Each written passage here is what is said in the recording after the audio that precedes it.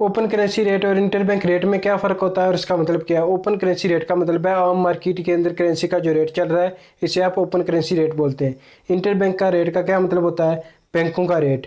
ये rate open market से ज़्यादा होता है। अगर मैं मज़ीद इलेबरेट करूँ, फ़र्ज़ करें आपके पास यूके की करेंसी है, पाउंड से, आपने उसे एक्सचेंज करवाना है। आप बाज़ार में चले जाइए, जितनी भी शॉप्स होंगी करेंसी एक्सचेंज की, वो जो रेट आपको देते हैं वो होता है ओपन मार्केट रेट या ओपन करेंसी रेट। इंटरबैंक का रेट का मतलब होता है बैंकों का रेट। ये आप डायरेक्ट बैंक के अंदर जाके करेंसी एक्सचेंज नहीं करवा सकते। इसके लिए आपको क्या चाहिए होता है? अगर बैंक के अंदर आपका कोई फॉरेन करेंसी अकाउंट है या पाकिस्तानी करेंसी अकाउंट, तो इसके लिए आपको क्या करना पड़ेगा? अगर आपका कोई जानने वाला यूके के अंदर है, आप उसे बोल सकते हैं कि वो बैंक के अंदर आपके अकाउंट के अंदर पाउंड्स को ट्रांसफ़र करे। फिर आपको जो रेट मिलेगा, इंटरबैंक का जो रेट होता है करेंसी रेट, उसके करीब 3 रेट मिलेगा, क्योंकि बैंक ने अपने चार्जेस भी काटने होते हैं।